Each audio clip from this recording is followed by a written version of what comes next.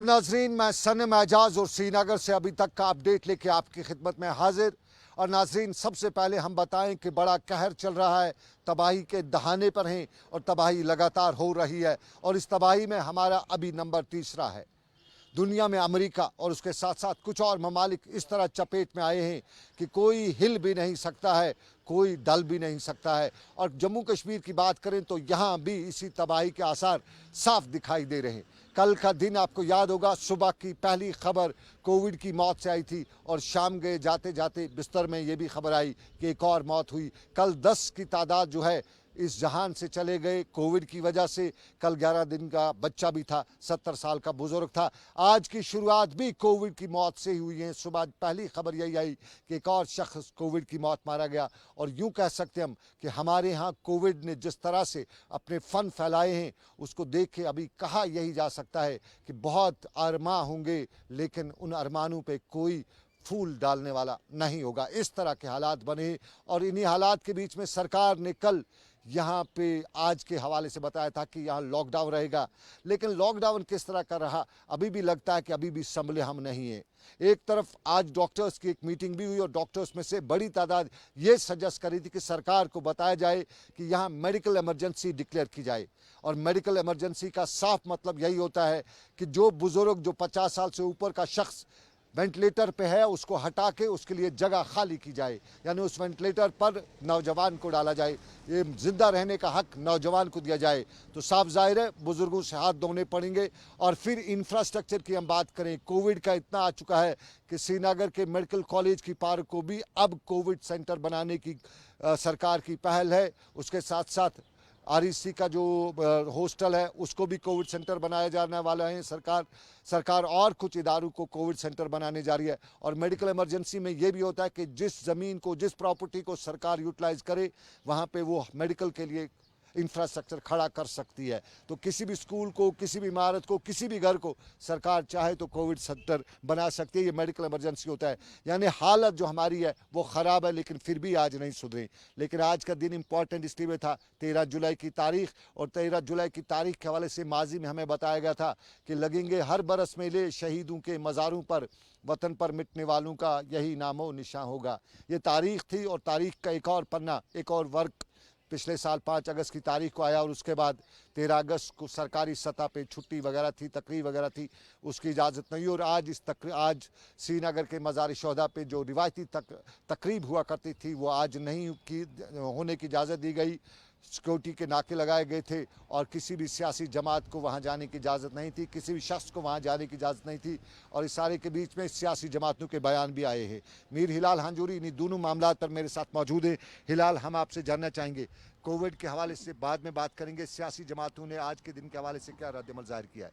देखिए सनम जी, पहले ही आप जानते हैं और जैसा कि आपने खुद भी कहा है कि सरकारी तौर पर ये छुट्टी मनाई जा रही थी। और यहाँ पर बाज़ाब्ता तौर पर राइट फ्रॉम जो 47 से ही, जब से ना हम देख रहे हैं कि हालात बदले यहाँ के, तब से जो भी कोई प्राइम मिनिस्टर या चीफ मिनिस्टर जम्मू कश्मीर का है, चाहे वो कांग्रेस का आया, पीडीपी का आया, नेशनल कॉन्फ्रेंस का आया या किसी और जमात का आया, पिछली बार बीजेपी की भी साथ में थे। साथ में थे। हालांकि बीजेपी उस वक्त भी इनहराफ कर रही थी, उस वक्त भी उन्होंने वहाँ पर हाजिरी नहीं दी। लेकिन बाकी जितनी भी जमातें हैं या जितने भी वज़राए आला यहाँ जम्मू कश्मीर में रहे हैं, उन्होंने वहाँ पर हाजिरी दी और वहाँ पर गुलबारी की है। नंबर एक। नंबर दो कि जब 5 अगस्त के बाद, जैसा कि आपने खुद बताया कि वो सारी हिस्ट्री रह गई है, अब नया कुछ जो सिलेबस आ गया, तो इसमें वो छुट्टी जो है नए कैलेंडर में मनसूख की गई है। तो इस वजह से सरकारी तौर पर आज ये दिन नहीं मनाया गया। इससे पहले गवर्नर साहब भी जाते थे, जितने भी गवर्नर आज यहाँ पर लगे तो गवर्नर भी वहाँ पर जाते थे।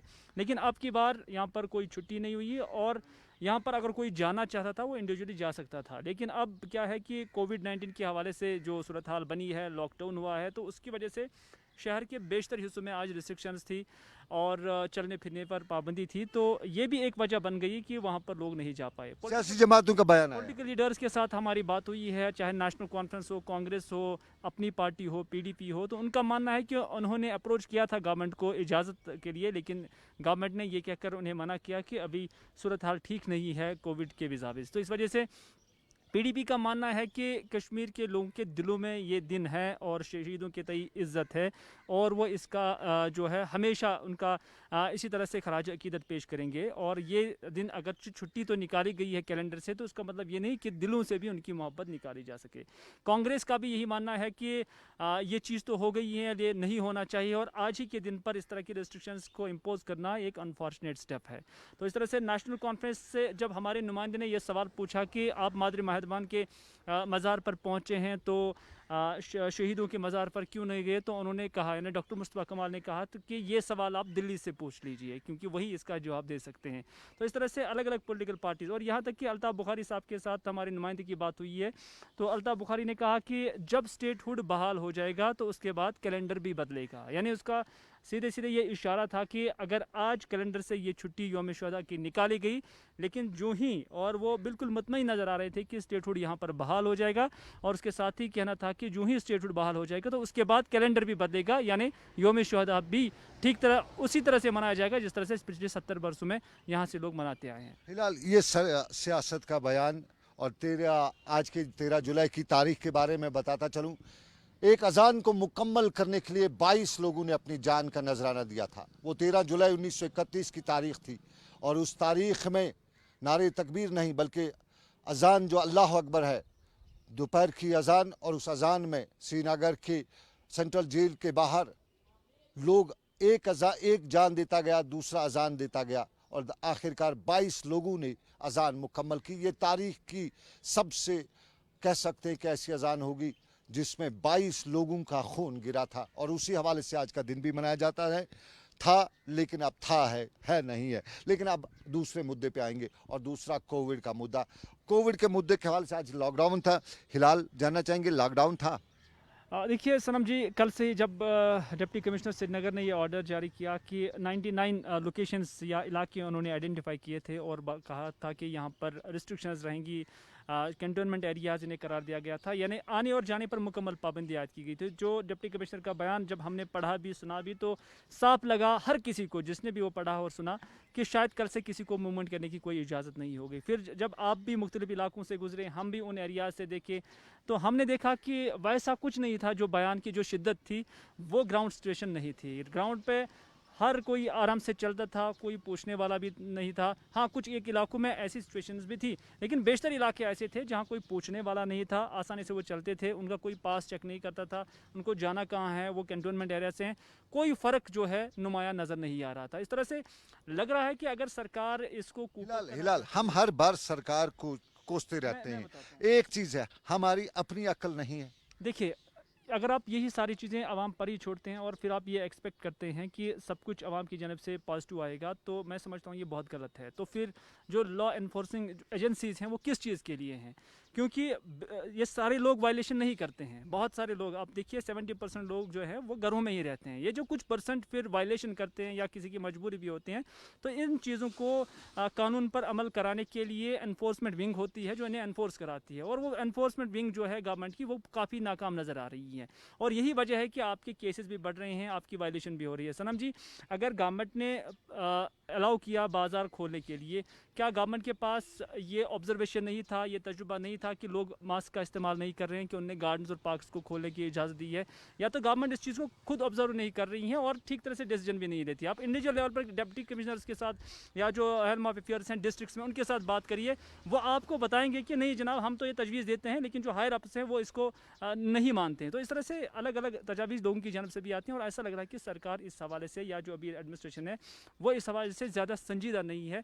नतीजा ये है कि इतने तादाद में 300 के करीब, 350 के करीब रोज़ाना केसेस भी, कैजुअलिटीज़ का जो तादाद है वो भी रोज़ाना 10 के करीब आने लगा है। बिल्कुल, मैं अभी हिलाल से पहले आपको बताऊं नाज़रीन, हमने बताया था कि कुछ डॉक्टर्स ने, एक्सपर्ट्स जो हैं वो कहते हैं कि मेडिकल इमरजेंसी डिक्लेयर होनी चाहिए। मेडिकल इमरजेंसी का साफ मतलब यही है कि यहाँ पे जो निकाला जाता है, इसके बहुत से मतलब है, इसके बहुत से शिक से, लेकिन मेडिकल इमरजेंसी पहले ही होता है कि एक डॉक्टर को इस चीज़ की इजाज़त दी जानी चाहिए कि वो वेंटिलेटर से बुजुर्ग को हटाए और वहाँ जवान को डाले। यानी हमारा हेल्थ इंफ्रास्ट्रक्चर जो है वो ऑलरेडी कमज़ोर है, हमारे पास वेंटिलेटर्स नहीं है और तादाद आ रही है। तो इस सारे के बीच में जिम्मेदारी हमें अपनी भी बनती है कि हम अपने आप को खुद बचाएं, दूसरा क्यों हमें बचाएगा। हिलाल, माना सरकार क्या कहेंगे हम, सरकार को नहीं करती है, कुछ नहीं है, सरकार ऐसी है वैसी है। लेकिन यार ऊपर वाले ने अक्ल दिया है, लोगों को कौन समझाए, बताएगा कि मर रहा आप रहे हो, आपका बाप मर रहा है, आपकी बहन मर रही है, आपका भाई मर रहा है। देखिए, इसमें कोई शक नहीं कि सरकार की अपनी मजबूरियां भी हैं, क्योंकि सरकार ने अगर अनलॉक किया है तो इसकी भी मजबूरियां हैं, इसको कोई नज़रअंदाज नहीं कर देना चाहिए, क्योंकि सभी जिम्मेदारियां जो है वो पब्लिक की हैं कि वो किस तरह से रेस्ट्रेन करे और किस तरह से घरों के अंदर ही रहें। लेकिन जहां सरकार की मजबूरियां हैं वहां अब पब्लिक की भी मजबूरियां बनने लगी हैं। यानी अगर आपने लॉकडाउन का ऐलान किया और उसके बाद आपने घरों के अंदर ही लोगों को मैसूर कर दिया है या उनको रहने के लिए कहा है, तो फिर उनकी भी ज़रूरियात हैं। सारा यहाँ मुलाजिम तबका नहीं है कि 30 तारीख को उनके अकाउंट में सैलरी जमा हो जाएगी। बड़ा तबका है, 5 किलो राशन के अलावा उनको दिया ही क्या है। उनको अद्वियात भी हैं, उनको और भी चीज़ें हैं जो उन्हें चलानी है, तो उस पर तवज्जो सरकार की बहुत कम रही है, नंबर एक। अब जहाँ सरकार का पार्ट हम देखते हैं तो वहाँ पर भी हमने देखा कि अगर अनलॉक किया तो सरकार को भी किसी भी चीज़ का फ़ाइट करने के लिए, चाहे वो कोविड हो या कोई और चीज़ हो या कोई और मुसीबत हो या आम बीमारियाँ हैं, क्योंकि बहुत सारी चीज़ें होती हैं, या अगर सरकार कहीं पर रियायत भी लोगों को दे रही हैं अद्वियात से लेकर राशन में, तो उस चीज़ को कंपनसेट करने के लिए वो पैसा कहाँ से लाएगी जब रेवेन्यू रिसोर्स से बंद है। तो इस वजह से सरकार ने पैरेलल वो भी चलाने की कोशिश की थी। हाँ, इसमें कोई शक नहीं कि पब्लिक इस वजह से जिम्मेदार है कि उन्होंने जो एहतियात करने थे, चाहे मास्क का इस्तेमाल करना था या सोशल डिस्टेंस मेंटेन करना था, वही 2 चीज़ें हैं जो अभी जो है लोगों पर जो इल्ज़ाम लग रहा है कि वो कोऑपरेट नहीं कर रहे हैं, सिर्फ इन 2 चीज़ों में। अदरवाइज़ तो लोग बाकी काम तो कर सकते हैं, लेकिन ये 2 चीज़ें हैं जो लोग जिससे इनराफ कर रहे हैं और इससे बिल्कुल दूर हो रहे हैं। और ये एक वजह है कि जिससे अब खतरा कितना है, मुख्तसरन हमारी आवाम जो दम में देख रही है उनको बताइए कि खतरा है या वो अभी इसको ड्रामा कहेंगे। देखिए, आप इंटेंसिटी इस बात से भी समझ सकते हैं कि इससे पहले श्रीनगर का SMH hospital non Covid hospital था। अब उससे भी धीरे धीरे उसके अलग अलग ब्लॉक्स या अलग अलग शोबे उसके जो है उन्हें कोविड में तब्दील हो रहे हैं। तकरीबन 4 के करीब जो शोबे हैं वो उसमें तब्दील हो गए हैं। जब आपके ये सारे हॉस्पिटल्स कोविड में ही तब्दील हो जाएंगे तो लोग बाकी बीमारियों से भी अब मर सकते हैं, उनका इलाज नहीं हो सकता है। ये शिद्दत आप महसूस कर सकते हैं इस चीज़ से भी कि आप दूर दराज इलाकों में जो आपके PHCs थी जहाँ पर एक डॉक्टर हुआ करता था, अब वो भी कन्वर्ट हो रहे हैं कोविड हॉस्पिटल्स में या क्वारंटीन सेंटर्स में। तो इस वजह से गवर्नमेंट के पास भी ये आदाद शुमार है और वो भी देख रहे हैं कि किस रफ्तार से ये केसेस बढ़ रहे हैं। और इससे बड़ी चौंका देने वाली बात कोई नहीं होगी कि जब एक डेथ हुई थी 1 महीने में, तब लोग कितने परेशान थे और कितने पैनिक हुए थे, और आज 10 मर रहे हैं लेकिन लोगों में कोई असर नहीं हो रहा है। लेकिन पता नहीं लोग क्या किस चीज़ का एक्सपेक्ट कर रहे हैं, कब वो सुधरेंगे और कब वो इस बात की शिद्दत को समझेगी, इसकी मैग्नीट्यूड को समझेगी कि कोविड बहुत खतरनाक भी और इससे बचना बहुत मुश्किल हो रहा है। हिलाल, बहुत शुक्रिया। मीर हिलाल हांजूरी ने पूरी तफसील साहब को बताया, बताने की मुझे ज़रूरत ही नहीं है। और आपको नाज़रीन बताएं कि आप अब भी संभल जाइए, आपको घर से बाहर निकलना है तो ख्याल रखिए कि आप एहतियात करिए, बहुत ज़्यादा एहतियात करिए, क्योंकि बहुत कुछ झेलना पड़ सकता है। आप अपने बुजुर्गों से हाथ धो सकते हैं, आपकी ज़िंदगी भर का जो साया है, आपके वालिदैन जो है, आपकी माँ इसका शिकार हो गई तो बचने के कम चांस हैं, क्योंकि हाइपरटेंशन, डायबिटीज़, कैंसर या दूसरी बीमारियों के पेशेंट लगातार इससे मर रहे हैं। 24 साल की नौजवान खातून भी मरी है, 28 साल का नौजवान भी मरा है, 30 साल का भी मरा है, 40 का मरा है, और आज भी 48 साल का नौजवान 48 साल को हम नौजवान ही कहेंगे, हम उसे बूढ़ा नहीं कहेंगे, बुजुर्ग नहीं कहेंगे। तो ये सब मर रहे हैं इससे। और ख़ास तौर पे हमारे जो बुजुर्ग हैं, वालिदैन जो हैं, वो ब्लड प्रेशर का शिकार हैं, वो शुगर पेशेंट हैं। और शुगर पेशेंट और ब्लड प्रेशर के दोनों जो पेशेंट्स हैं, ये इसका अगर शिकार हो जाएं तो बचना मुश्किल हो जाता है। तो गुजारिश आपसे, अपील आपसे कि आप ख्याल रखिए, फिजिकल डिस्टेंसिंग कीजिए, और फिजिकल डिस्टेंसिंग में सबसे पहले चेन ब्रेक कीजिए। इस टाइम और लोगों को नहीं फैलना चाहिए, क्योंकि अब कश्मीर में कोविड जो है वो अपना, कुछ डॉक्टर्स कहते हैं कि इसने अपना स्ट्रक्चर चेंज कर लिया है, दुनिया में कहीं नहीं हो रहा है, लेकिन कश्मीर में बाइलैटरल नमूनिया के केसेस आ रहे हैं कोविड के रिलेटेड। बाइलैटरल नमूनिया मतलब डबल नमूनिया। कश्मीर में नमूनिया हो ही जाती थी, विंटर्स में ज़्यादातर होती थी, बच्चों को हो जाती थी, और बच्चों को अगर डबल नमूनिया हो जाती थी तो कहते थे कि इसका बचना मुश्किल है। तो हाल यही समझिएगा कि इस जून जुलाई में डबल नमूनिया हो रही है कोविड के रिलेटेड, और उनको वेंटिलेटर की ज़रूरत पड़ सकती है। वेंटिलेटर हमारे पास 100 से ज़्यादा है नहीं, 100 पेशेंट्स आ चुके उन पे, अब जो और आएगा उसके लिए जगह नहीं होगी, उसको पटरी पे रखा जाएगा और उसकी मौत यकीनी होगी।